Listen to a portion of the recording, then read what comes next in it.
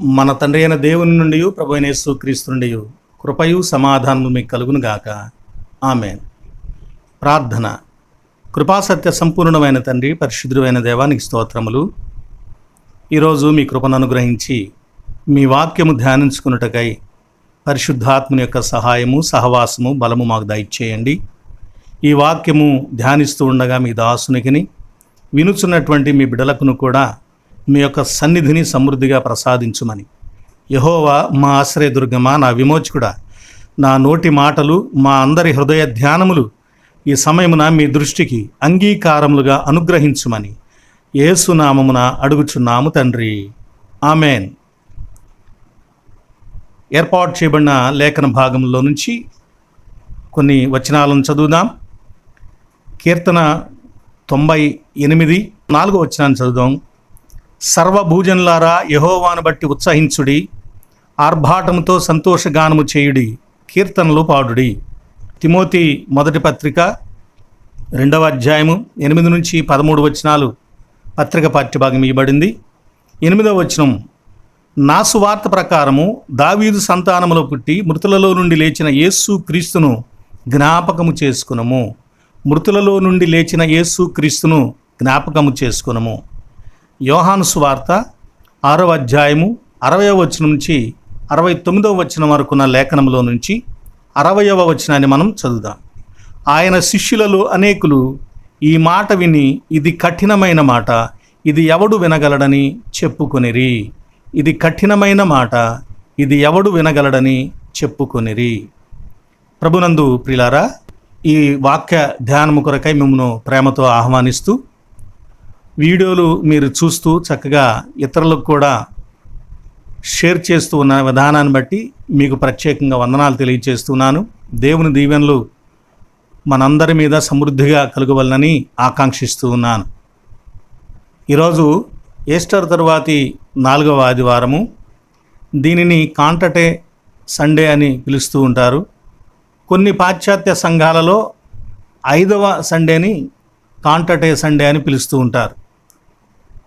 మన లూథరన్ పద్ధతులలో దీనిని కాంటటే సండే అని పిలవటం జరుగుతుంది. కాంటాటే అనే మాటకు అర్థం గాంభీర్య గానము, అంటే ఇది ఒక గాన విశేషం. గానము చేయటంలో ఒక ఉత్సాహ ధ్వని, గంభీర ధ్వని, ప్రారంభ గీతముగా కూడా ఈరోజు ఉన్నటువంటి పాత నిబంధన లేఖన భాగమైనటువంటి 98వ కీర్తన నుంచే 1-2 వచనాలలో ప్రారంభ గీతము కూడా ఏర్పాటు చేయబడింది. కనుక ఆ ప్రారంభ గీతంలో కూడా అదే విషయాలు చెప్పబడుతూ ఉంటాయి. పాత నిబంధన లేఖన భాగము రిజాయిస్, ఉత్సహించుడి, ఆయన కార్యములను గురించి సంతోషించుడి, ప్రకటించుడి అని తెలియచేస్తుంది.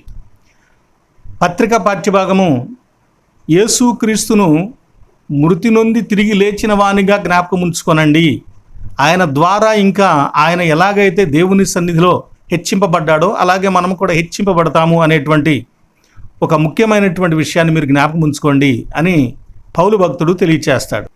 సువార్త పాఠ్యభాగంలో యోహాను సువార్తికుడు యేసుక్రీస్తు వారు తన యొక్క శరీరమును జీవపు రొట్టె అని, దానిని మీరు తినాలి అని ప్రకటించినప్పుడు అనేకులు ఆయనను విడిచిపోయినటువంటి సందర్భమును, పేతురు శిష్యులతో కూడా కలిసి, నీవు తప్ప నిత్య జీవపు మాటలు గలవాడు ఎవరున్నారు, ఎవరి దగ్గరికి మేము వెళతాము అని మాట్లాడినటువంటి సందర్భాన్ని తెలియచేస్తూ ఉన్నాడు. ఈ 3 విషయాలను మనము ధ్యానించుదాం. ఈ ఏప్రిల్ 28వ తేదీని వరల్డ్ వెటర్నరీ డే, ప్రపంచ పశువుల దినోత్సవంగా జరిపిస్తూ ఉంటారు. అంటే పశుపక్షాదుల మీద జాలి, దయ, కరుణ కలిగి వ్యవహరించాలని తెలియజేయబడుతుంది. ఏప్రిల్ 29వ తేదీ సోమవారం రోజు ప్రపంచ నృత్య దినోత్సవం, వరల్డ్ డాన్స్ డే. దావీదు కూడా దేవుని సన్నిధిలో నాట్యము చేసేవాడట. అంటే అలాగని ఈరోజు మనం నాట్యము చేద్దామా అనేది కాదు, కానీ దేవుని నామమును ప్రకటించబడటమే ఆరాధన. ఏప్రిల్ చివరి తేదీ 30వ తేదీని మనమందరం కూడా చెప్పుకునేటువంటి ఇజ్రాయేలు యొక్క జాతీయ దినోత్సవముగా ఏర్పాటు చేయడం జరిగింది. మన దేశం స్వతంత్రాన్ని పొందిన తరువాత సంవత్సరానికి ఇస్రాయేలు దేశము స్వాతంత్రం పొందింది 1948వ సంవత్సరంలో. ఇక మనకందరికి బాగా తెలిసిందే, మే నెల 1వ తేదీని ఇంటర్నేషనల్ లేబర్ డే అని చెప్పి పిలుస్తూ ఉంటారు కదా, ప్రపంచ కార్మిక దినోత్సవం. ఆ సందర్భంగా చిన్న పెద్ద పరిశ్రమల్లో పనిచేస్తున్నటువంటి కార్మికులందరికీ కూడా శుభాలు తెలియచేస్తూ, దేవుడు మీ యొక్క కష్టమును ఆశీర్వదించునుగాక, మీ కుటుంబమును దీవించునుగాక. మే నెల 2వ తేదీకి ఒక ప్రత్యేకత ఉందండి. అదేంటంటే వరల్డ్ లాఫ్టర్ డే, ప్రపంచ నవ్వుల దినోత్సవం. నవ్వాలి, నవ్వటం ఒక యోగం అని మాట్లాడుతూ ఉంటారు కదా. ఏ స్మాల్ స్మైల్, చిన్న చిరునవ్వు మన యొక్క ముఖ ప్రతిబింబాన్ని మార్చివేస్తుందని తెలియచేస్తుంటారు. అబ్రహాము తన కుమారుడికి పెట్టిన పేరు నవ్వు. ఐజాక్, ఇస్సాక్ అనేటువంటి మాటకు అర్థం నవ్వు. దేవుడు నవ్వు కలగజేస్తే ఎవడు ఆపుకోలేడు. దేవుడు దుఃఖాన్ని కలుగజేస్తే కూడా ఎవడు దాన్ని ఆపలేడు. కనుక దేవుడు నవ్వుటకు అవకాశం ఇచ్చిన, సంతోషించటకు అవకాశం ఇచ్చిన ఈ మంచి రోజులలో దేవునికి మహిమకరంగానే సంతోషించే వారిగా ఉండటం మంచిదని కూడా మీకు తెలియజేస్తున్నాను. ఏదేమైనా ఈరోజు లేఖన భాగములు పాత నిబంధన రిజాయిస్, సంతోషించండి అని తెలియజేస్తుంది. పత్రిక పాఠ్యభాగము రిమెంబర్, ప్రభువును జ్ఞాపకం చేసుకోమని తెలియజేస్తుంది. అలాగే సువార్త పాఠ్యభాగము రియలైజ్ అండ్ రిమైన్, ప్రభువును గుర్తించు, ప్రభువుతో నిలిచి ఉండు అనేటువంటి విషయాలను మనకు తెలియజేస్తూ ఉన్నాయి. ఇక సువార్త పాఠ్యభాగంలో యోహాను సువార్త 6వ అధ్యాయము 59వ వచనం నుంచి 70వ వచనం వరకు, 68వ వచనం వరకు ఇవ్వబడింది. ఆ లేఖన భాగాల్లో మనము చూసినట్లయితే 4 ముఖ్య విషయాలు మనకు కనపడతాయి. అవి: 1, సణుగుకొని వెనుకకు తీసిన వారు. 6వ అధ్యాయం 60వ వచనంలో చూడండి, ఆయన శిష్యులలో అనేకులు ఈ మాట విని, ఇది కఠినమైన మాట, ఇది ఎవడు వినగలడని చెప్పుకొనిరి. 66వ వచనం కూడా చూసినట్లయితే, అప్పటి నుండి ఆయన శిష్యులలో అనేకులు వెనుక తీసి మరి ఎన్నడను ఆయనను వెంబడింపలేదు. ఇది ఒక బ్యాచ్. ఆయన ఒక మాట చెప్పాడు. ఏం చెప్పాడు? 58వ వచనంలో, ఇదే పరలోకము నుండి దిగి వచ్చిన ఆహారము, పితరులు మన్నాను తిని చనిపోయినట్లు కాదు, ఈ ఆహారము తినువాడు ఎల్లప్పుడూ జీవించును. ఇంతకీ ఆ ఆహారం ఏంటి? 55వ వచనంలో, నా శరీరము నిజమైన ఆహారము, నా రక్తము నిజమైన పానము. ఆయన శరీరాన్ని తిని ఆయన రక్తాన్ని త్రాగమని ప్రభువు తెలియజేస్తున్నాడు. కనుక ఇక్కడ వారికి ఇది చాలా కంటైపోయింది. నా రక్తము త్రాగుము. యూదులు రక్తాన్ని త్రాగుతారా? గొంతు పిసికి చంపిన దాన్ని తినకూడదు అన్నాడు. ఎందుకంటే దాని ప్రాణం పోయింది, కానీ రక్తం లోపలే ఉంది. అదే కోసినదైతే రక్తం బయటికి పోతుంది, కనుక దాన్ని తినవచ్చు అని తెలియచేశాడు. అంటే టోటల్గా దేవుడు చెప్పేది ఏంటంటే రక్తాన్ని తినకూడదు. ఎందుకనంటే రక్తము ప్రాణము అని ఆయన చెప్పాడు. రక్తము ప్రాణం. కాబట్టి రక్తాన్ని తినకూడదు, మరొక ప్రాణాన్ని మనము స్వీకరించకూడదు, పుచ్చుకోకూడదు, మన ప్రాణముతో వేరొక ప్రాణాన్ని కలపకూడదు అని దేవుడు దానిని ద్వేషిస్తూ ఉన్నాడు. మరి అలాంటప్పుడు నా ప్రాణాన్ని మీరు తినండి అని అంటే వీళ్ళు ఒప్పుకుంటారా? ఒప్పుకోరు కదా. కానీ దీనికి ఒక సిద్ధాంతం ఉంది. అంటే యేసుక్రీస్తు వారు చెప్పటంలో ఒక భావం ఉంది, వారు వ్యతిరేకించడంలో ఒక భావం ఉంది. వారు వ్యతిరేకించడంలో ఉన్న భావం ఏంటంటే ఆజ్ఞ, దేవుడు తినొద్దన్నాడు. యేసుక్రీస్తు వారు చెప్పటంలో ఉన్నటువంటి మర్మం ఏంటంటే జంతువులను గురించి దేవుడు ఆ మాట చెప్పాడు. ఏ జంతువును, ఏ పశువును రక్తంతో మీరు తినకూడదు అన్నాడు. అంటే జంతువు బాడీ, సోల్, ప్రాణం. మనిషి బాడీ, సోల్, స్పిరిట్, 3 కలిగి ఉన్నాడు. అంటే మనలోనూ ప్రాణం ఉంది, జంతువుల్లో కూడా ప్రాణం ఉంది. జంతువుల ప్రాణం వేరుగా ఉంది, మనిషి ప్రాణం వేరుగా ఉంది.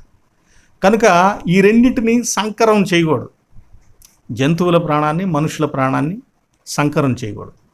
కానీ యేసుక్రీస్తు వారు తన రక్తం, ఆయన కూడా మనిషిగా అక్కడ ఉన్నాడు కనుక ఆ రక్తమును పానం చేయమని ఆయన తెలియచేస్తున్నాడు. వేరొక జాతి రక్తంతో సంకరము చేయొద్దు, కానీ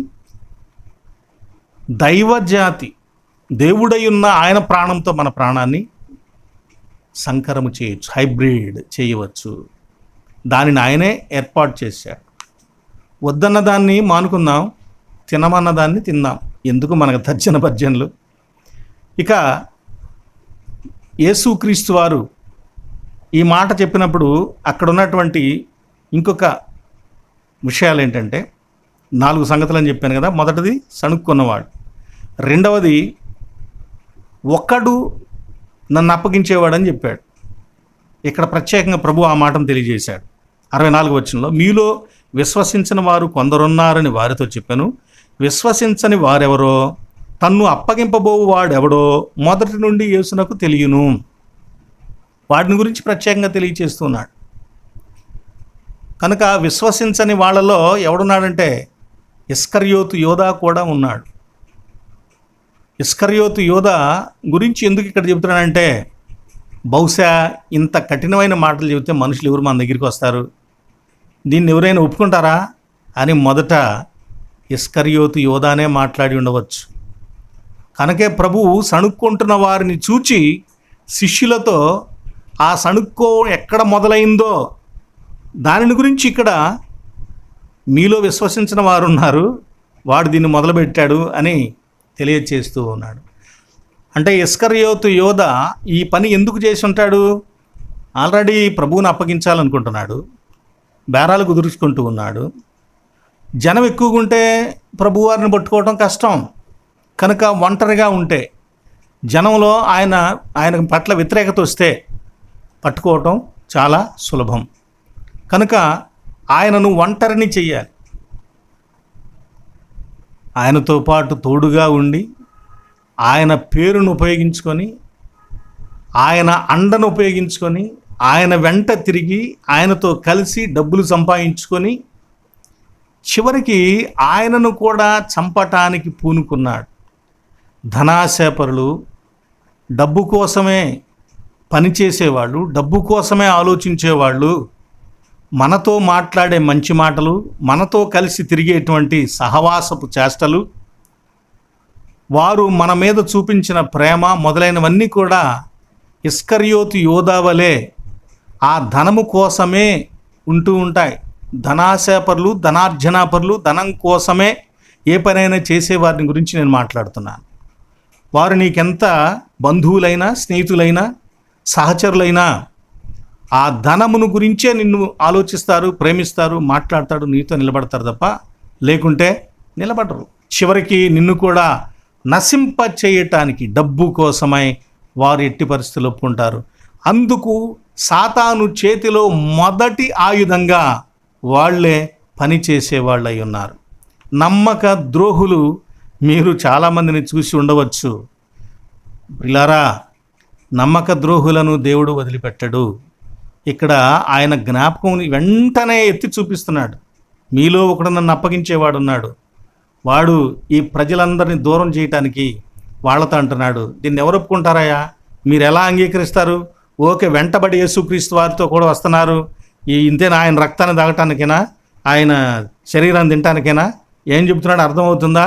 రాను రాను అని ప్రభువును మనుషులలో చులకన చేస్తూ, ఏహభావాన్ని కలిగిస్తూ, వాళ్ళకి లేనిపోయిన ఆలోచనలు కూడా పుట్టిస్తూ, అక్కడ ఉండేటువంటి పరిసయ్యులు ప్రభువును వ్యతిరేకించే వారితో కూడా చేయి కలిపి ఇతడు లోపలుండి బయటుండి పోరాటం చేసే వాళ్ళకి సపోర్ట్ ఇస్తున్నటువంటి వానిగా ఉంటున్నాడు. అందుకే ప్రభు మీలో ఒకడు అనేటువంటి మాట ఖచ్చితంగా ఇక్కడ తెలియచేశాడు. ఇంకో చోట చెప్పొచ్చు, ఇంకో వేరే చోట చెప్పొచ్చు. ఖచ్చితంగా ఇక్కడ ఎందుకు చెప్పాడంటే అది ఈ సందర్భంలో జరిగినటువంటి ఒక ఇన్సిడెంట్ కనుక.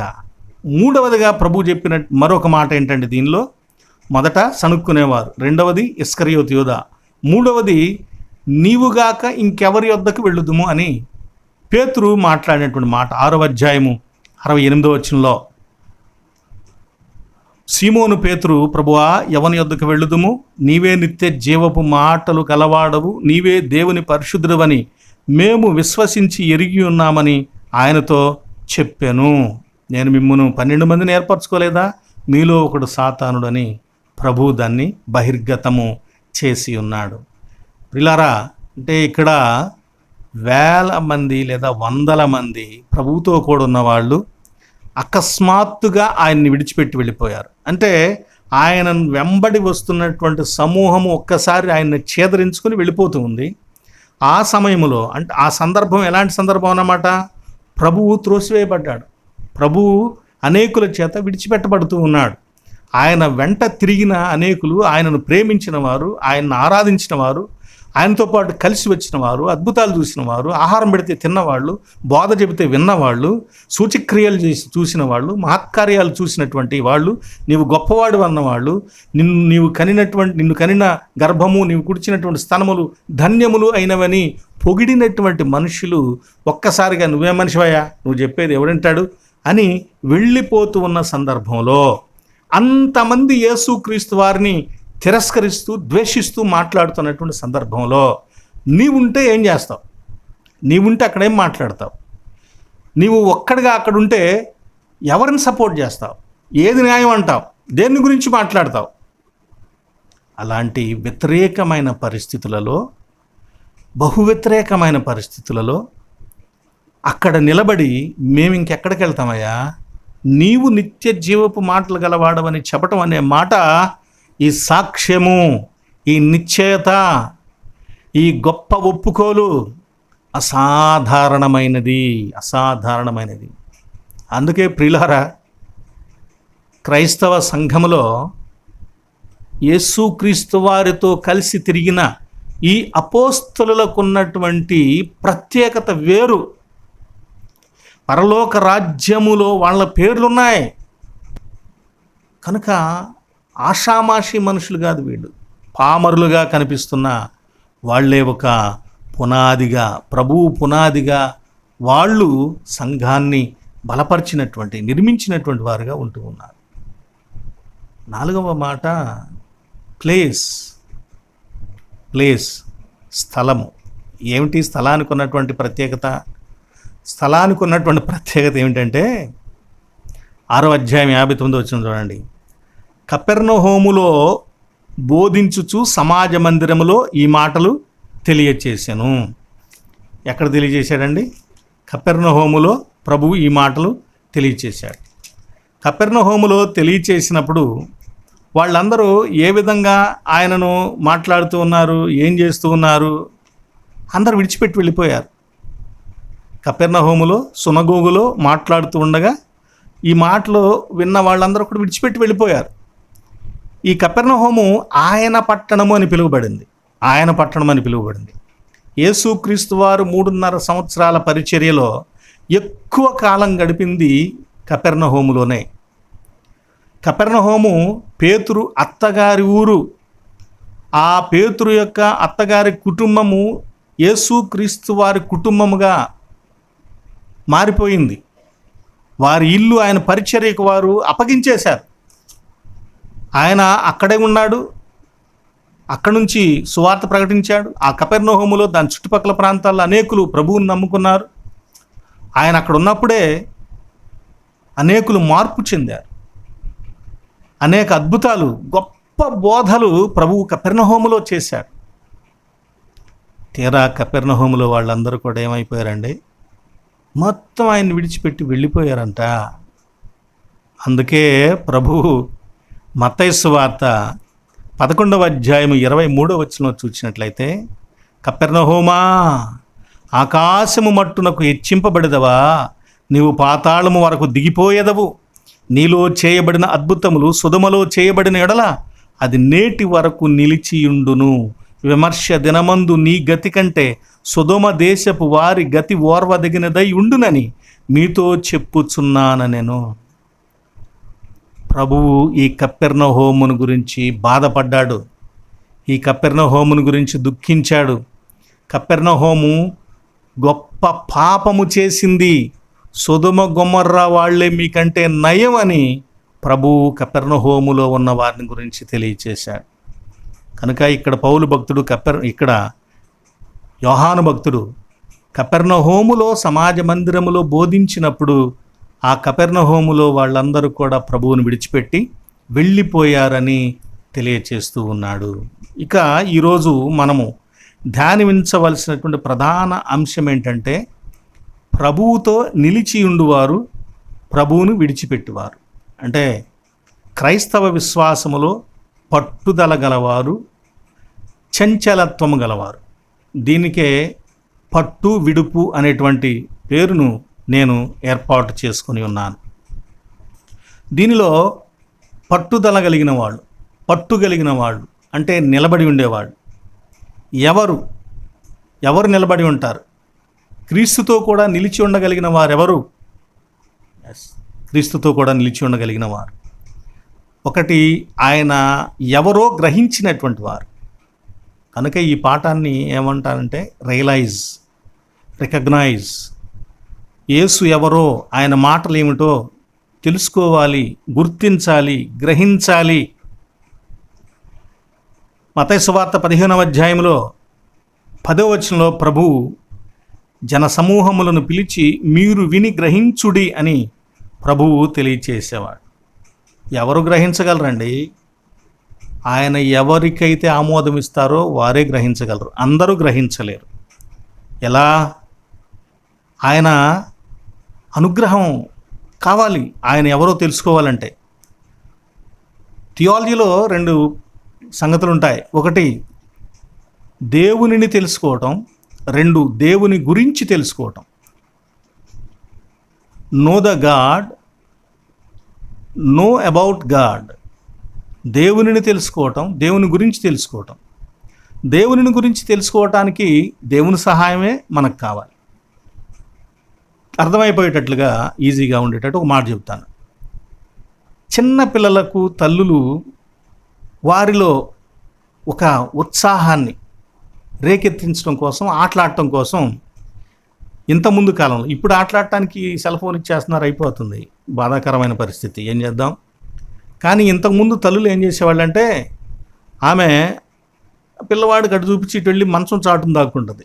ఇటువరకు మంచాలు ఇలా లేపి నిలబెట్టేవాళ్ళు కదా, పండుకోవడం అయిపోయిన తర్వాత ఆ గోడకి మంచానికి మధ్య కనపడకుండా ఉంటుంది. ఎక్కడున్నారో ఇప్పుడు చూడాలి. పిల్లవాడు అటు తిరుగుతాడు, ఇటు తిరుగుతాడు, ఏదైతే చూస్తూ ఉంటాడు, వాడికి అర్థం కాదు. ఆ మంచం చాటు నుంచి అమ్మ అంటుంది బౌ అని అంటుంది.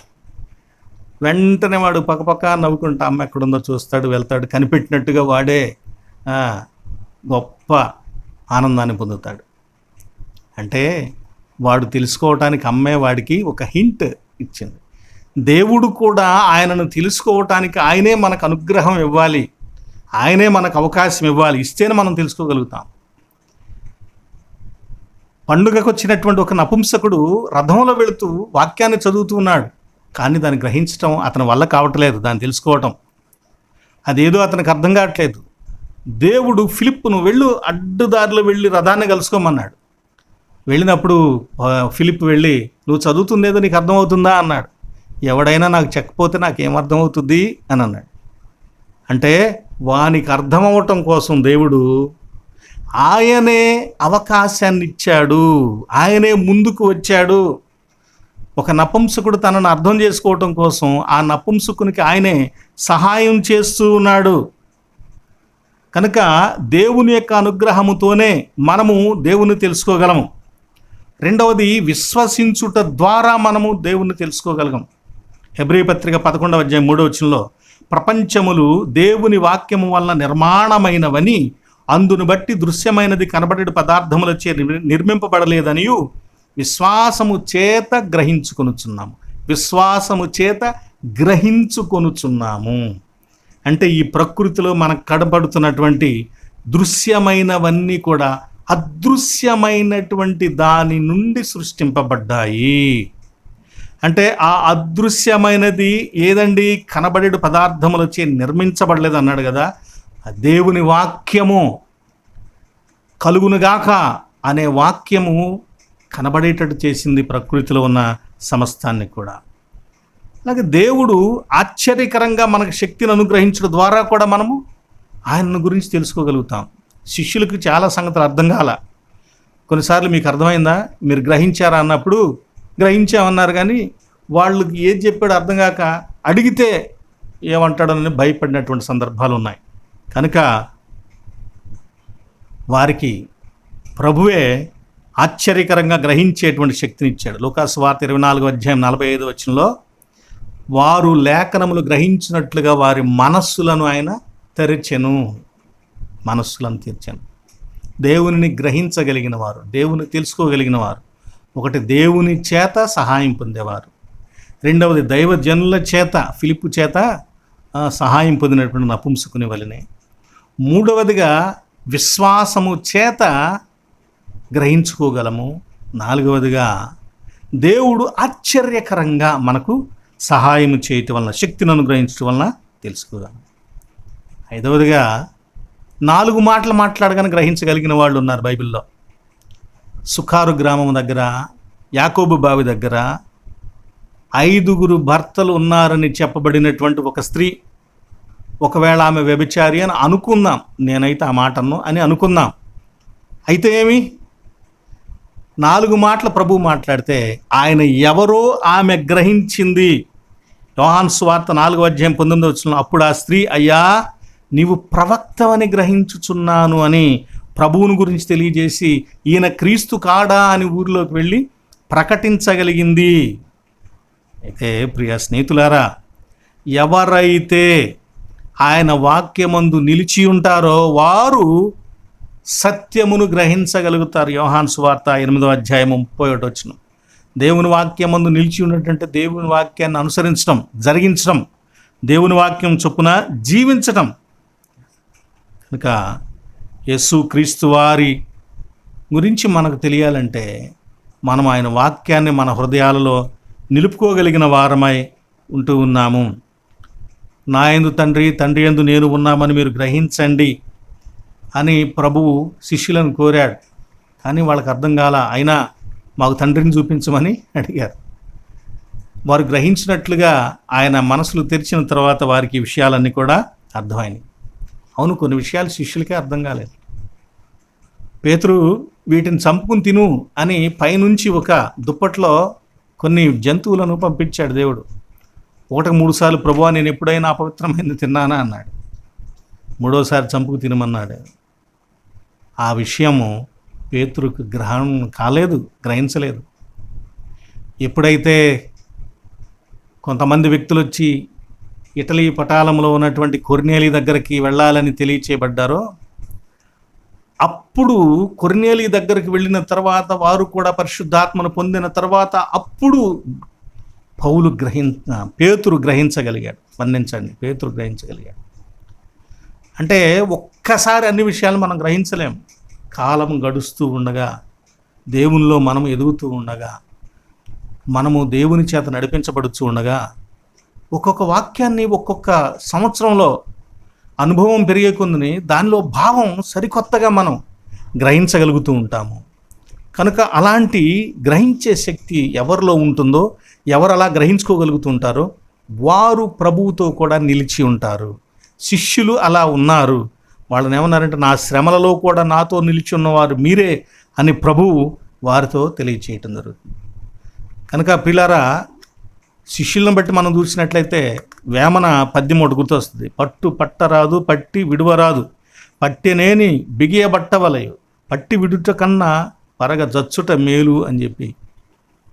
పట్టు పట్టరాదు అంటే పట్టుకోకుండానే ఉండాలి. పట్టుకుంటే ఏమైనా సరే విడిచిపెట్టకూడదు.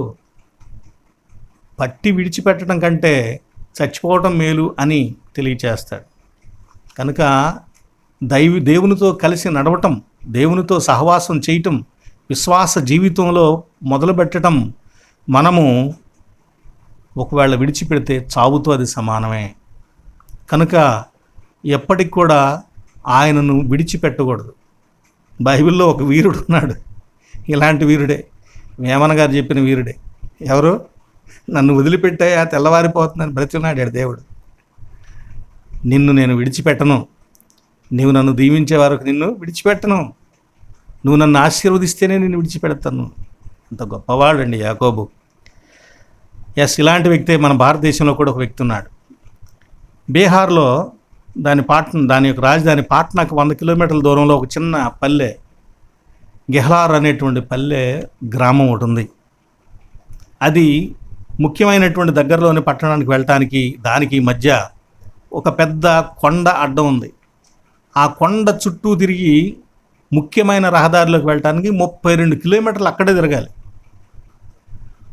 ఆ ఊర్లో దశరథ్ మంజీ అనేటువంటి వ్యక్తి వివాహమైంది. అక్కడ క్వారీలో అతను పనిచేస్తూ ఉన్నాడు. అతని భార్య అతనికి ఆహారం తీసుకొస్తూ ఉంది. అప్పుడు ఆమె గర్భవతి. అనుకోకుండా ఆ రాళ్ల మీద కాలు జారి ఆమె పడింది. అలా డొల్లుకుంటూ లేవలేని పరిస్థితిలో ఉండిపోయింది. ఎవరో చూసి అతను కబురు పంపించారు, పరిగెత్తుకుంటూ వచ్చాడు. తీరా వచ్చి చూసరికి గాయాలు, రక్తం కారిపోయింది, పొట్టకు కూడా దెబ్బలు తగిలినాయి. ఆమెను త్వరగా హాస్పిటల్కి తీసుకెళ్ళటానికి వెళుతూ ఉంటే ఆ కొండ ఒకవైపుకి వెళ్ళేసరికి ఆమె చనిపోయింది. కనుక తన భార్య చనిపోయిన తర్వాత ఆ కొండ మీద అతనికి కోపం వచ్చింది. ఈ కొండ అడ్డం లేకపోతే నా భార్యను నేను త్వరగా తీసుకెళ్ళేవాడిని, ఆమె బతికేది. నా జీవితంలో ఈ చీకటి కలగటానికి కారణం ఈ కొండ అని అతడు నిర్ణయించుకొని, ఫల్గుని అనేటువంటి ఆమె అతని భార్య చనిపోయిన తర్వాత అతడు ఒక నిర్ణయాన్ని తీసుకున్నాడు. ఇక పెళ్లి చేసుకోవటం కాదు కానీ ఈ కొండ వ్యవహారం తేల్చాలని పూనుకున్నాడు. తన దగ్గర ఉన్నటువంటి గొర్రెల మందను అమ్మేవేసి కావలసినటువంటి గుణపములు, సుత్తెలు మొదలైనవన్నీ కొనుక్కొని మొదలుపెట్టాడు. ఇక ఆ కొండని రాళ్లను కొట్టి మధ్యలో నుంచి దారి అవతలకు వేయటం మొదలుపెట్టాడు.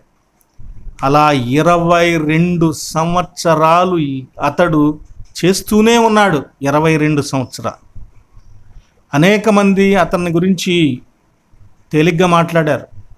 అతను చాలా సంవత్సరాలు చేసిన తర్వాత, చాలా లోనకి చేసిన తర్వాత కొంతమంది చూసి సహాయం చేశారు. తర్వాత కొద్దిగా 22 సంవత్సరాలు అతడు కష్టపడి పనిచేసి పట్టుదలతో కొండను జయించాడు. కొండ మనిషిని ఆయనకి పేరు, కొండ వీరుడు. 32 కిలోమీటర్ల చుట్టూ వ్యాసార్థం కలిగినటువంటి కొండను తవ్వుకుంటూ వెళ్ళిపోయి ఆ ఊరే కాకుండా ఆ వెనక ఉన్న ఊర్లకు కూడా దారి సుగమం చేశాడు, దగ్గర చేశాడు. పట్టుదల. యేసు క్రీస్తు వారు కూడా శిష్యులను అడుగుతున్నాడు, మీరు కూడా నన్ను విడిచిపెట్టి వెళ్ళిపోతారా? మీరు కూడా వెళ్ళిపోవాలనుకుంటున్నారా అని అడుగుతున్నాడు. ఎక్కడికి వెళతాం ప్రభువా, నీవే నిత్య జీవపు మాటలు కలవాడవని పేతురు భక్తుడు తెలియచేస్తున్నాడు. పిల్లరా, ఇక్కడ నిలవలేని వారు కొంతమంది ఉన్నారు. వాళ్ళని మనం చూడాలి. వీళ్ళు ఎందుకని నిలవలేరండి? సణుక్కొని వెళ్ళిపోయారు కదా. వాళ్ళు ఎందుకని వెళ్ళిపోయారు? 2 రకాల మనుషులు ఇక్కడ. ఒకళ్ళు నిలిచి ఉన్నవాళ్ళు, ఇంకోళ్ళు వెళ్ళిపోయిన వాళ్ళు. ఎందుకని వెళ్ళిపోయారు? దీనికి 13, 12 కారణాలు ఉంటాయి. త్వరగా చెప్పేస్తాను. ఒకటి, వారు దేవుని అనుగ్రహాన్ని పోగొట్టుకున్నారు. దేవుని అనుగ్రహాన్ని పోగొట్టుకున్నారు. మొదట ఆయన అనుగ్రహం ఉంటేనే మనం ఆయన తెలుసుకోగలం అని చెప్పాను అనుకున్న దైవవాక్యాన్ని చూసాం కదా.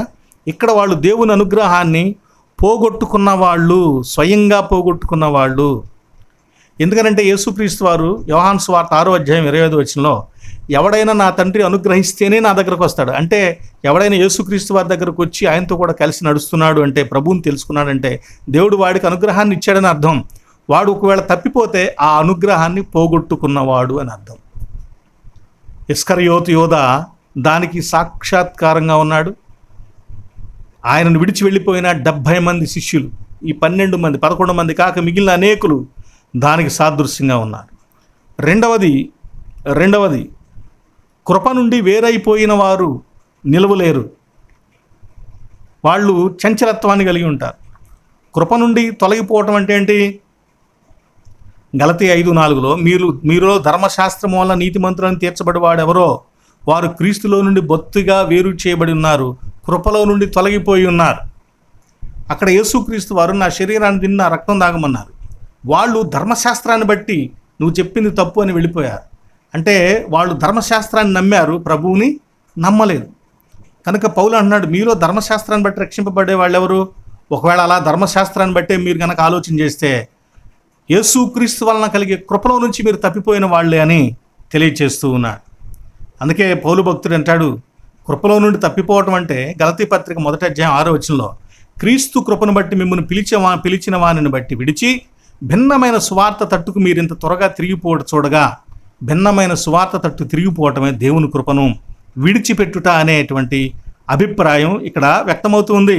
హెబ్రీ పత్రిక 12వ అధ్యాయం 15వ వచనంలో కూడా బ్రతిమలాడతాడు. మీలో ఎవడైనను దేవుని కృపను పొందకుండా తప్పిపోవునేమో, చేదైన వేరు ఏదైనా మొలిచి మీరు దేవుని కృపలను తొలగిపోతారేమో అని తెలియచేస్తూ, కొరింథీ 2వ పత్రిక 6వ అధ్యాయం 1వ వచనంలో కూడా, కాగా మేము ఆయన తోడి పనివారమై మీరు పొందిన దేవుని కృపను వ్యర్థము చేసుకునవద్దని మిమ్మల్ని వేడుకుంటున్నానని విశ్వాసులను భక్తుడు కోరుకుంటూ ఉన్నాడు.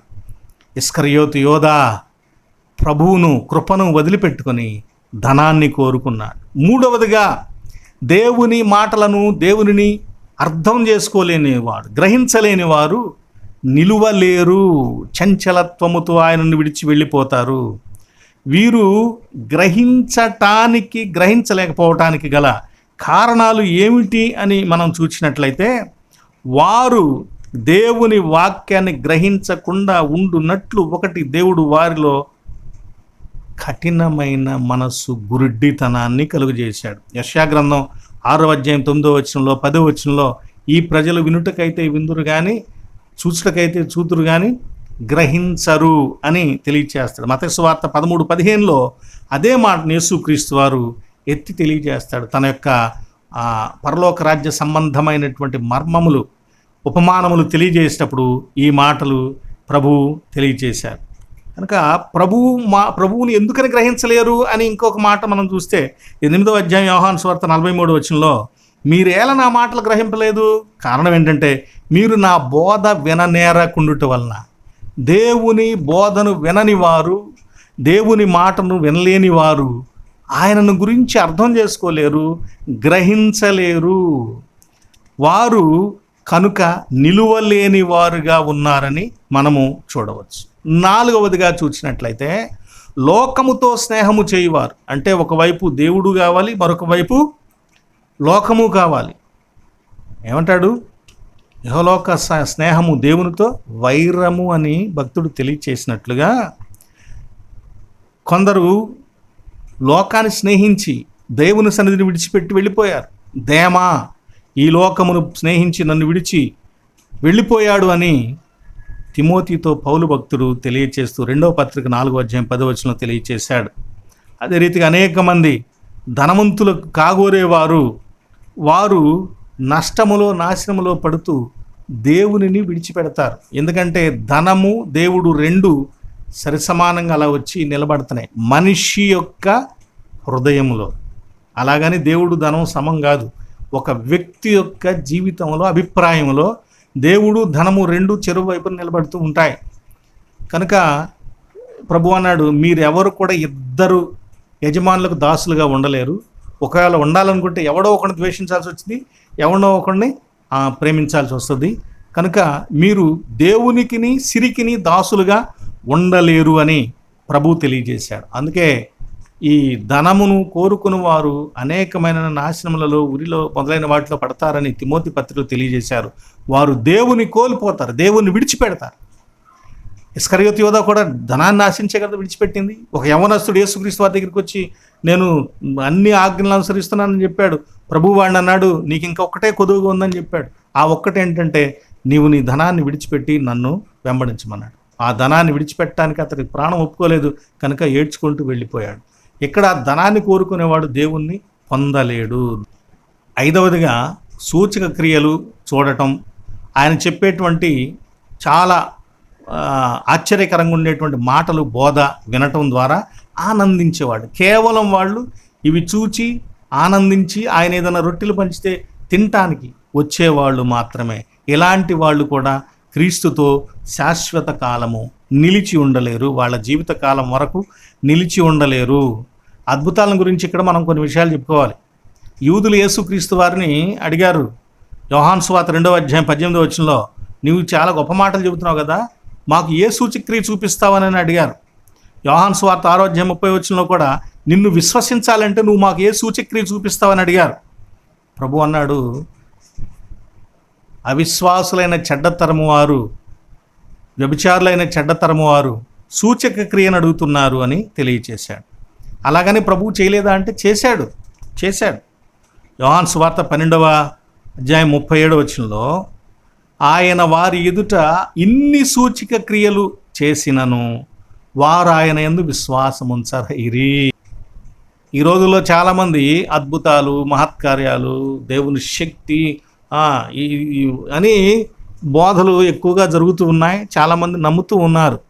గుర్తుపెట్టుకోండి ప్రియులారా, వాటి వల్ల నమ్మటం అనేది గొప్ప విషయం కాదు. దేవునిని దేవునిగా నమ్మాలి. దేవుని వాక్యాన్ని విని దేవుని నమ్మాలి. ఇది స్థిరమైన, సరి అయిన, మంచి విశ్వాసముగా ఉంటూ ఉన్నదని మీకు తెలియచేస్తూ ఉన్నారు. వీళ్ళు చివరికి నమ్మకపోవడమే కాక ఏం చేశారో తెలుసా అండి? యేసుక్రీస్తు వారు సిలువలో ఉంటే ఆ సిలువ దగ్గరకు వచ్చి కూడా ఇప్పుడు నువ్వు దిగిరా, మేము నమ్ముతామని అంటున్నారు.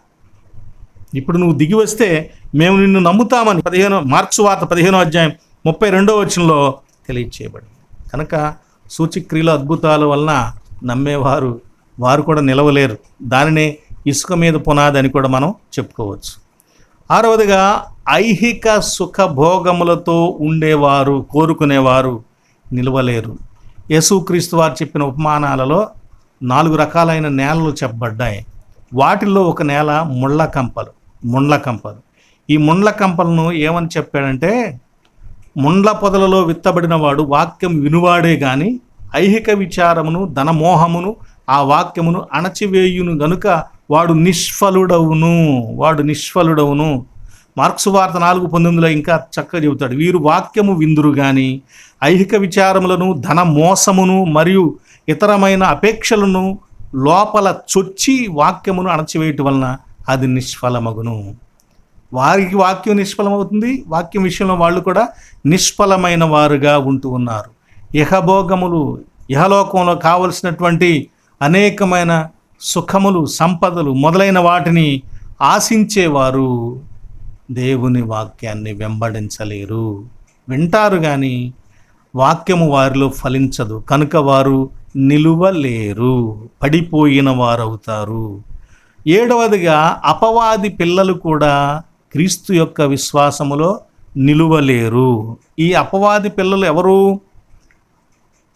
బాప్తిస్మిచ్చి యోహాను దగ్గరికి కొంతమంది వచ్చారు. పరిసయ్యులు, శాస్త్రులు మొదలైన వాళ్ళు వచ్చి, సద్దుకయ్యులు కొందరు బాప్తిస్మం పొందడానికి వచ్చినప్పుడు అప్పుడు ఆయన అంటున్నాడు, సర్ప సంతానమా అని అన్నాడు. సర్పము, ఆది సర్పము, ఘట సర్పము సాతానుడు. మీరు సాతాను సంతానమని ఆయన వారి మీద ముద్ర వేశాడు. బాప్తిస్మిచ్చి యోహాను యేసుక్రీస్తు వారి పరిచర్యను ప్రారంభించేటువంటి వాడు. కనుక యేసుక్రీస్తు వారి పరిచర్య ప్రారంభంలో వీరు సర్ప సంతానముగా ఎంచబడి ఉన్నారు.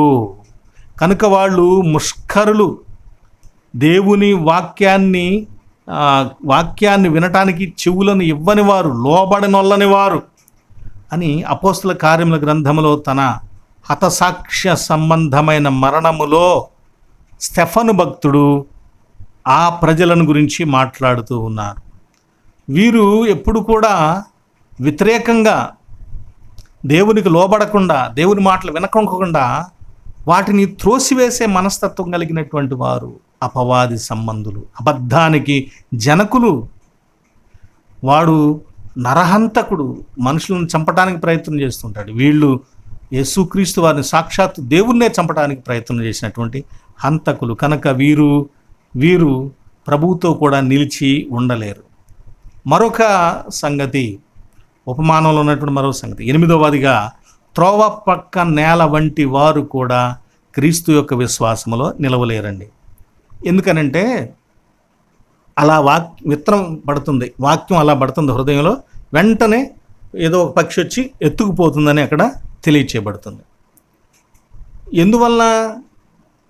ఈ హృదయము, ఈ వ్యక్తి యొక్క జీవితం ఎలాంటిది అంటే పక్షి వచ్చి వెళ్ళిపోవటానికి, దీనిలో ఉపయోగకరమైనవి ఏవైనా ఉంటే వాటిని తీసుకొని వెళ్ళిపోయి ఇది ఉపయోగకరమైన భూమిగా ఉండకుండా చేసేటువంటి పక్షుల వంటి మనుషులు, అపవాది సంబంధులు ఉంటూ ఉంటారు.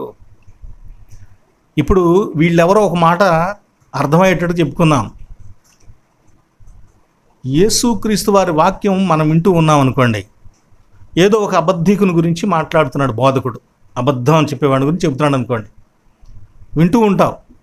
ఆ అబద్ధాన్ని గురించి చెప్పేటప్పుడు నీకు ఎవరో ఒకడు గుర్తు వస్తూ ఉంటారు. నీ భర్త, నీ భార్య, నీ పిల్లలు, నీ పొరుగువారు, నీతో అబద్ధం చెప్పిన వాళ్ళు, లేకపోతే ఎవరో అబద్ధీకులుగా నీకు గుర్తొస్తూ ఉంటారు. కనుక నువ్వేమనుకుంటుంటావు, అబ్బా ఈ వాక్యం వాడి కోసమే చెప్తున్నాడు, ఈ వాక్యానికి తగినోడు వాడే, చెప్పాలి, వాడికి అట్టగా చెప్పాలి అని అనుకుంటుంటావు. అంటే వాక్యము నీలో వచ్చి పడింది, కానీ నీలో వచ్చిన ఆలోచన ఆ వాక్యాన్ని పక్కకు తోసివేసింది. ఇక ఆ వాక్యం నీలో లేదు. నేను అబద్ధికుని ప్రభువా, నేను దొంగను ప్రభువా, నేను దుర్మార్గుని ప్రభువా అని ఒప్పుకోవలసిన నువ్వు వేరే వాళ్ళకి ఆ వాక్యాన్ని ఆపాదించి నీవు నిష్ఫలుడవైపోతూ ఉన్నావు. ఆ పక్షి ఏదో కాదు, నీలో అట్లా వచ్చి వెళ్ళిపోయినటువంటి ఫ్లాష్ లాంటి ఆలోచన. కాబట్టి సహోదరి సహోదరులారా, త్రోవ పక్క నేల వంటి వారు కూడా క్రీస్తుతో నిలువలేరు, క్రీస్తుతో వారు నిలిచి ఉండలేరు.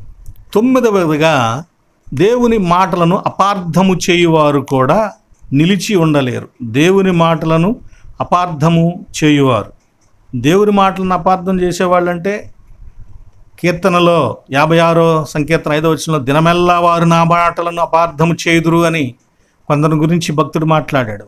ఇర్మీయా గ్రంథం 8వ అధ్యాయం 8వ వచనంలో ధర్మశాస్త్రోపదేశకులు ధర్మశాస్త్రం మా దగ్గరుంది, మేము జ్ఞానులమని చెప్పుకుంటూ ఉన్నారు, కానీ వారు దేవుని మాటలను అపార్థము చేశారు, వాటికి తప్పుడు అర్థాలు తీసుకుని చెబుతూ ఉన్నారు అని తెలియచేస్తూ ఉంటాడు.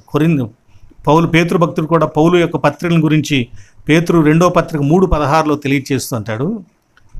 చాలామంది పౌలు రాసిన పత్రికలు అర్థం కాక ఇబ్బంది పడుతూ ఉన్నారు, చదువు రాని వాళ్ళు మరింత వాటిని అపార్థం చేసుకుంటూ ఉన్నారని తెలియచేస్తారు. కనుక స్నేహితులారా, మాటలకు అపార్థాలు పెడార్థాలు తెచ్చేటువంటి వారు, చివరికి దైవ సేవకులు బోధిస్తున్న దేవుని వాక్యానికి కూడా పెడార్థాలు తీసి మాట్లాడేటువంటి వారు, పనికి మాలిన అపహాస్యము చేసేటువంటి మనుషులు, వారు దేవునితో నిలవలేరు, విశ్వాసంలో నిలవలేరు, పడిపోయిన వారు అని. 10వదిగా కఠినమైన నేల, రాతి నేల వంటి వారు కూడా వాక్యం వారిలో కూడా నిలవలేదు, ఎండిపోయింది.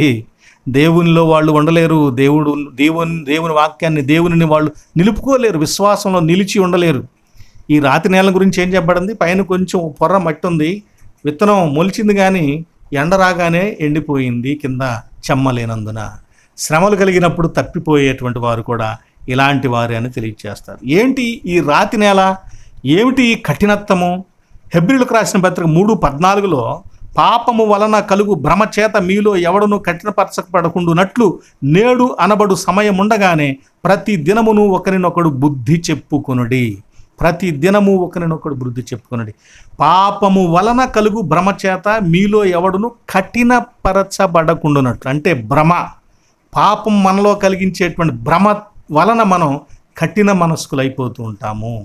ఆ పాపము మన హృదయాన్ని కఠినంగా చేస్తూ ఉన్నది కాబట్టి దేవుని వాక్యము మనలో ఫలించుటలేదు. కరుణ లేని కఠిన హృదయము దేవుని వాక్యాన్ని ఫలించలేకపోతున్నది. 11వదిగా వాక్యానికి అసలు చోటే ఇవ్వనటువంటి మనుషులు విశ్వాసములో నిలువలేరు. ఇక్కడ మనం చూస్తున్న సంగతులు ఏంటంటే, ఎవరు క్రీస్తుతో కూడా నిలబడ్డారు, క్రీస్తును విడిచిపెట్టిపోయిన అనేకులు ఎలాంటి వారు, ఆ నిలవలేని వారు ఎలాంటి వారు అనే విషయాన్ని చూస్తూ నిలవలేని వారిని గురించి కొంచెం ఎక్కువగా మనం ధ్యానిస్తూ ఉన్నాం. 11వదిగా, అంటే 11 విషయాలు ఇప్పుడు వారిని గురించి చెప్పుకున్నాం. 11వదిగా విషయం ఏంటంటే, వారు వాక్యమునకు చోటు ఇవ్వరు. యోహాను సువార్త 8వ అధ్యాయం 37వ వచనంలో మీరు అబ్రహాము సంతానమని నాకు తెలియను, ఆయనను మీలో నా వాక్యమునకు చోటు లేదు కనుక నన్ను చంపవెదుగుచున్నారని ప్రభువు ఆయనతో వాదిస్తున్న వారితో అంటూ ఉన్నారు. వీళ్ళు వాక్యమునకు అవిధేయులయ్యేవారు, వాక్యాన్ని అసలు హృదయంలోకి రానియని వాళ్ళు, వాక్యాన్ని అసలు హృదయంలోనికి చేరనియని వారు. స్టెఫన్ కూడా అదే కదా మాట్లాడింది, దేవుని వాక్యానికి చెవినియని వారులారా, ముష్కర్లారా, కఠినమైన మనసు కలిగిన వారులారా అనే కదా స్టెఫన్ కూడా మాట్లాడింది. నేను దేవుని వాక్యాన్ని చెబుతుంటే మీరు ఎందుకు దాన్ని నమ్మరు అని స్టెఫను మాట్లాడాడు తన హతసాక్షిగా చనిపోయినటువంటి రోజున. 12వదిగా ఎల్లప్పుడూ విమర్శించేవారు, విమర్శ. కొంతమంది జీవితం ఎంతసేపు విమర్శ. కొన్నాళ్ళు ఒకళ్ళని విమర్శిస్తారు, వేరే వాళ్ళతో పోల్చి చెబుతారు. మరి కొన్నాళ్ళ తర్వాత ఎవరితో పోల్చారో ఆయన్ని విమర్శిస్తారు, ఇంకొకరితో పోలుస్తారు. ఇలా కొంతమందికి విమర్శించటమే అలవాటు. సద్విమర్శ మంచిది, గుర్తుపెట్టుకోండి. కువిమర్శ అంటే కుచ్చితముతో ఓర్చుకోలేక విమర్శించటం. మీకు సంగతి తెలుసా, విశ్వాసులైన దైవ సేవకులైన కొంతమందిలో విమర్శ ధోరణి ఎక్కువగా ఉంటుంది. ఎందుకంటే ఓర్పు లేకపోవటం. చూడండి, పలానా ఆయన వాక్యం బాగా చెప్పాడు అని అన్నాం అనుకోండి ఇంకొక పాస్టర్తో, ఆ వ్యక్తిని నువ్వు ఈయన ముందు మెచ్చుకున్నందుకు ఆ వ్యక్తిని గురించి నీ దగ్గర బురద జల్లే రోజు కోసం ఎదురు చూస్తూ ఉంటాడు. నువ్వు ఎవరు మెచ్చుకున్నావో ఆయన సరైనోడు కాదని చెప్పడానికి ప్రయత్నం చేస్తూ ఉంటాడు. వీళ్ళే విమర్శించేవారు. ఏమైనా పొరపాట్లుంటే సద్విమర్శ చేయటం గొప్ప వ్యక్తి లక్షణం, అది మంచి వ్యక్తి లక్షణం. కువిమర్శలు చేయటము అపవాది సంబంధుల లక్షణము. 13వదిగా వేషధారణతో ఉండి తమ వేషధారణే తమ నీతి అని, మేమే నీతిమంతులమని ఎక్కువగా తమ వేషధారణను గురించి తెలుసుకోకుండా నమ్ముకునే వాళ్ళు కూడా సత్యమును గ్రహించలేరు, విశ్వాసములో నిలిచి ఉండలేరు. లూకా సువార్త 18:9 ప్రభు అన్నాడు, తామే నీతిమంతులమని తమ్మును నమ్ముకునే ఇతరులను తృణీకరించు కొందరితో ఆయన ఉపమానాలు తెలియచేశాడు. రోమా 10:3 పౌలు భక్తుడు అంటాడు, ఏలైనగా వారు దేవుని నీతి నెరుగక తమ స్వనీతిని స్థాపింప పూనుకొని వారు దేవుని నీతికి లోబడని వారు అని తెలియజేశాడు. కాబట్టి వేషధారణ, పైన వేషం వేసుకోవటం వేరండి, వస్త్రాలు ధరించటం వేరు, ప్రవర్తించటం వేరు. హృదయములో అంతరంగములో కపటం కలిగి పైకి మంచివారి వలె నటించటం వేరు. లోపలేమో దేవుని మీద విశ్వాసం ఉండదు, కానీ బయటికి వారిని మించిన విశ్వాసం కలిగిన వాళ్ళు ఎవరు లేరు అన్నంత భక్తితో కొంతమంది కనపడతారు. వాళ్ళనే పౌలు భక్తుడు అంటాడు, వారు దాని శక్తిని ఆశ్రయించిన వాళ్ళు కాదు. పైకి భక్తి కలిగి ఉన్నారు, భక్తి కలిగిన వాళ్ళ వలె ఉన్నారు, కానీ శక్తిని ఆశ్రయించిన వాళ్ళు కాదు. యేసుక్రీస్తు వారి దగ్గరికి ఆ యవనస్తుడు వచ్చాడే, వాడు మోకాళ్ళునాడు, నమస్కరించాడు, వినయంగా మాట్లాడాడు, నువ్వేది చెప్తే చేస్తానన్నాడు.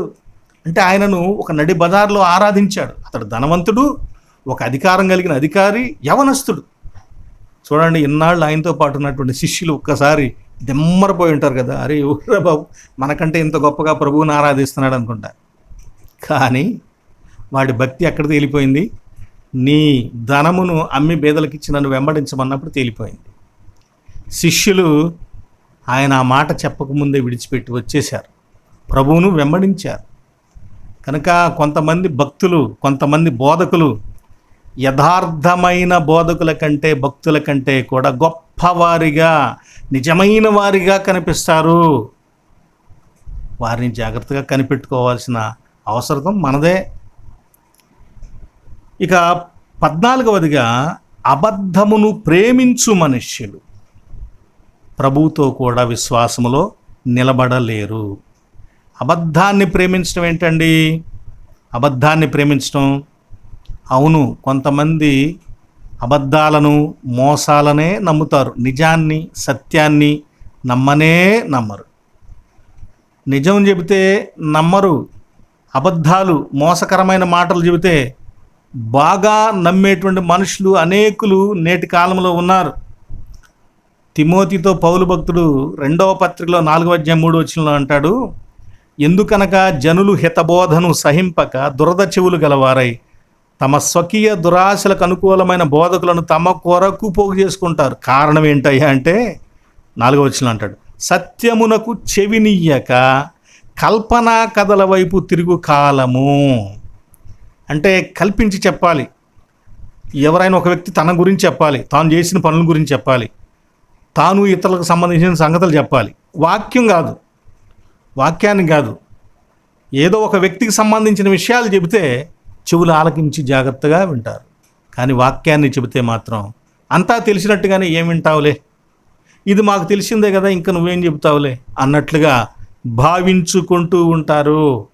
వీరు అబద్ధాన్ని, కల్పనలను, భ్రమలను మాత్రమే నమ్ముతారు కనుక దేవుడు కూడా వీళ్ళకి ఏం శిక్ష చేస్తున్నాడంటే అబద్ధాన్ని నమ్మే శక్తిని వాళ్ళకి దేవుడు అనుగ్రహిస్తున్నాడంట. దశలోనిక 2వ పత్రిక 2వ అధ్యాయం 12వ వచనంలో, అబద్ధమును నమ్మునట్లు మోసము చేయు శక్తిని దేవుడు వారికి పంపుచున్నాడు. జాగ్రత్త, నీవు ఎల్లప్పుడూ దేవుని వాక్యాన్ని, సత్యాన్ని వినుకోకుండా, నమ్మకోకుండా అబద్ధాలను, మోసాలను, కల్పనలను, మనుషులు బోధకులు ఏవేవో చెబుతూ చేస్తూ గారడి వాళ్ళకి చేస్తుంటే వాటిని నమ్ముతూ ఉంటే నీకు దేవుడు వాటిని నమ్మే శక్తే ఇస్తాడట.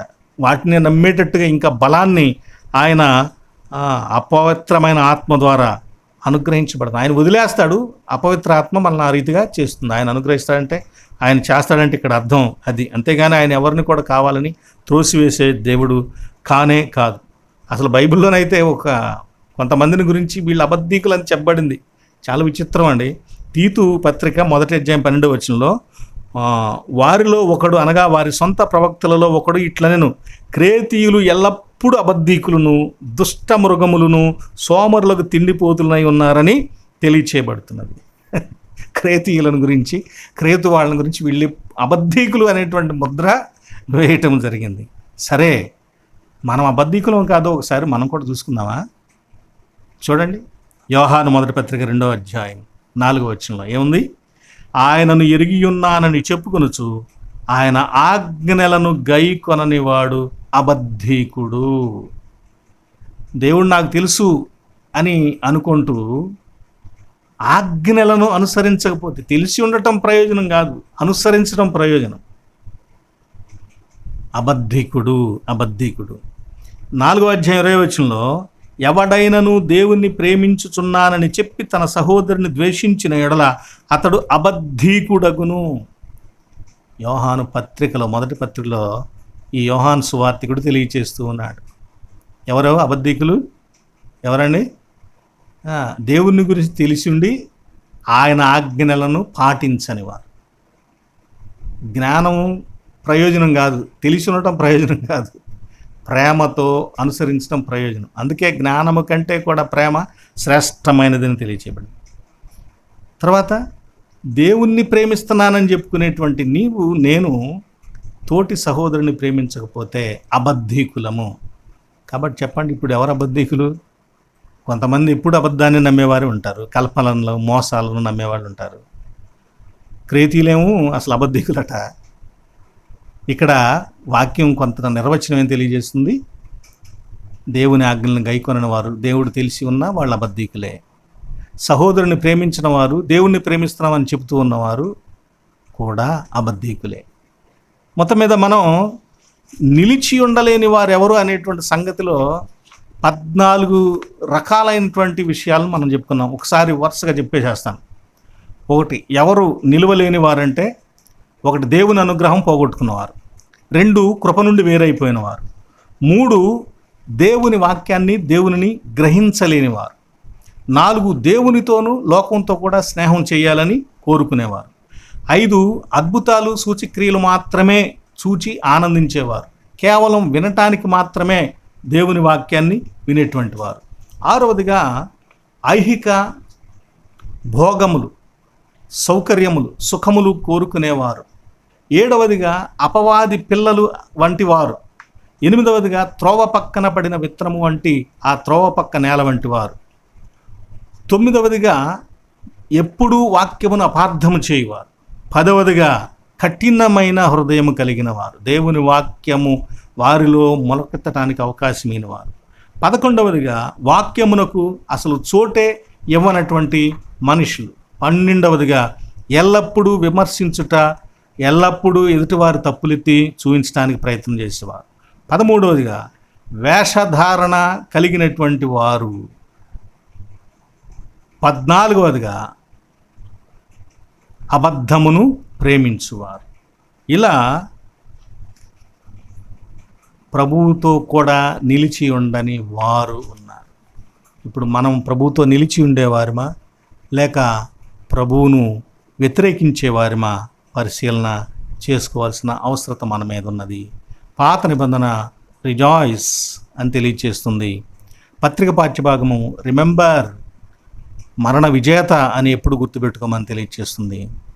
సువార్త పాఠ్యభాగము క్రీస్తుతో నిలిచి ఉన్నవాడవా, క్రీస్తుని విడిచిపెట్టి వెళ్ళిపోయిన వాడవా అని ప్రశ్నిస్తున్నది. మనమెవరమి? ఈ సమయమున ఈ 2 ప్రశ్నల్లో మనము దేనికి సరైన సమాధానంగా ఉన్న వ్యక్తులము? ప్రియులారా, దయచేసి నిలువలేని వారిగా ఉండవద్దని కోరుతున్నాను. ఆయనతో కూడా నిలబడిన శిష్యుల వలె మనము ఉండటానికి సంపూర్ణంగా ప్రయత్నం చేద్దామని మిమ్మల్ని ప్రేమపూర్వకంగా కోరుతున్నాను. దేవుడు మిమ్మల్ని అలా నిలబెట్టాలని ఆయనను వేడుకుంటూ ఉన్నాను. ఇంతవరకు ఈ మాటలు వినినటువంటి మీకు ప్రత్యేకంగా వందనాలు తెలియచేస్తున్నాను. మీకు ఆమోదం అయితే ఇతరులకు కూడా దీన్ని షేర్ చేయండి, వారు కూడా వింటారు. నేనేం గొప్ప జ్ఞానం కలిగిన వాడిని షేర్ చేయమంటలేదు. ఒకవేళ వినవచ్చు అని మీకు అనిపిస్తే ఇతరులకు కూడా షేర్ చేయండి. అలాగే మా కోసం కూడా మీరు ప్రార్థన చేయండి. ప్యారిష్ లేకుండా ఉన్నాం కాబట్టి ప్యారిష్ దేవుడు మాకు అనుగ్రహించాలని, ఒక మంచి సంఘంలోకి వెళ్ళి సేవ చేయనట్లుగా ఆయన కృప చూపించాలని, మా కొరకు కూడా ప్రార్థన చేయాలని మిమ్మల్ని కోరుతున్నాను. మీలో కొంతమంది ప్రార్థన చేయమని అడిగినటువంటి వారి కోసం ప్రార్థన చేస్తున్నాం. తప్పక దేవుడు మీ సమస్యలు తొలగిస్తాడని మీకు తెలియచేస్తున్నాను. మనం నమ్ముదాం, విశ్వసించుదాం, విశ్వాసంలో నిలిచి ఉండి ప్రభు ద్వారా వాటిని పొందుకుందాం. ప్రార్థన. పరిశుద్ధమైన తండ్రి, కృపగలిగిన దేవా, నీకు స్తోత్రము నాయన. ఈరోజు ఈ వాక్యమును ధ్యానించుటకు మీరు మాకు దయచేసిన ఈ శుభకరమైన తరుణాన్ని బట్టి మీకు వందనాలు నాయన. కనికరించి కృప చూపించండి. మేము మీతో కూడా నిలిచి ఉండేవారిగా పడిపోకుండా ఉండునట్లు కూడా అనుగ్రహము మాకు దయచేయండి. మమ్మల్ని నిలబెట్టువారు కూడా మీరే, మీ దగ్గరకు నడిపించువారు కూడా మీరే, మిమ్మల్ని ఎరుగుటకు మాకు జ్ఞానము దయచేవారు కూడా మీరే. మేము అనుకున్నవేది మేము చేయలేని బలహీనులము, వట్టి మనుషులము, మట్టి పాత్రలము.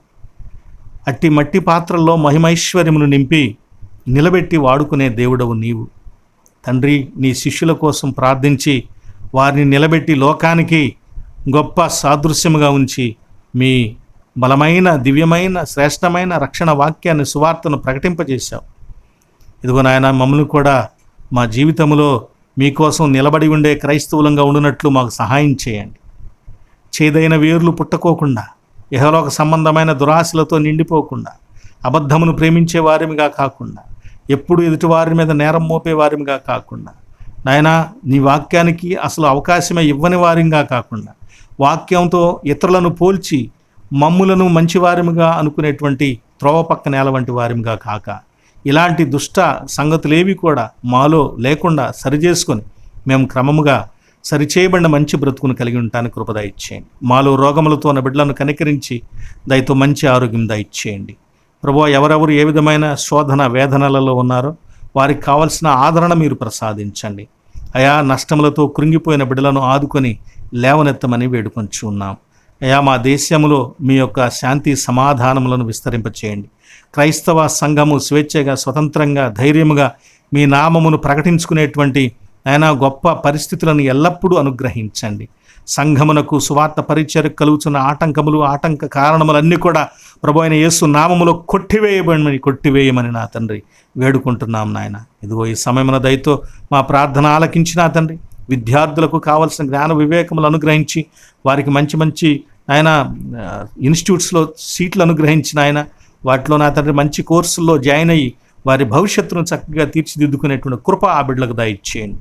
ఆయన చిన్న చిన్న ఉద్యోగాలు, వ్యాపారములు, ప్రైవేటు ఉద్యోగములు చేస్తున్న బిడ్డలు, కూలి పని చేసుకుంటున్న బిడ్డలను కనికరించి ఆశీర్వదించండి. గర్భఫలాల కోసం ఎదురు చూస్తున్న బిడ్డలను దీవించి గర్భఫలములు అనుగ్రహించండి. ఏ పని లేక బాధపడుతున్న బిడ్డలకు కావలసిన పనిని సమృద్ధిగా వారికి అనుగ్రహించి ఆశీర్వదించండి. లేమిలో, కలతలలో బాధపడుతున్నటువంటి బిడ్డలకు కావలసినటువంటి సమృద్ధిని, సమాధాన స్థితులను దయచేయండి. అయా, దయతో ఈ వాక్యము మా హృదయాల్లో నింపిన తండ్రి, అటు వాక్యం ద్వారా మమ్మల్ని సరిచేసుకొని మేము క్రమమైనటువంటి విశ్వాస జీవితంలో నిలిచి ఉన్నట్లు మా చేయి పట్టుకుని మీరే నిలబెట్టుమని మీకు మహిమ, ఘనత, ప్రభావములు ఆపాదించుచు చెల్లించుకొనొచ్చు యేసు నామమున ఈ ప్రార్థన వేడుకొంచున్నాం తండ్రి. ఆమెన్. పరలోకమందున్న మా తండ్రి, నీ నామము పరిశుద్ధపరచబడునుగాక, నీ రాజ్యం మాకు వచ్చునుగాక, నీ చిత్తము పరలోకమందు నెరవేరుచున్నట్లు భూమి యందు నెరవేరునుగాక. మా అనుదిన ఆహారం నేడు మాకు దయచేయము. మా ఎడల అపరాధము చేసిన వారిని మేము క్షమించి ఉన్న ప్రకారం మా అపరాధములను క్షమించము. మమ్మను శోధనలోనికి తేక దుష్టును తప్పించుము. రాజ్యము, శక్తియు, మహిమ నిరంతరము నీవై ఉన్నవి తండ్రి. ఆమెన్. మన పరమ తండ్రి అయిన దేవుని ప్రేమయు, ప్రభువైన యేసుక్రీస్తు వారి కృపయు, పరిశుద్ధాత్మ దేవుని యొక్క అన్యోన్య సహవాసము సదాకాలం మీకు తోడయండి. పరిశుద్ధమైన ఆయన విశ్వాసములో మిమ్మల్ని నిలబెట్టి నడిపించునుగాక. Amen, amen, amen. మీ అందరికి వందనాలు. సెలవు.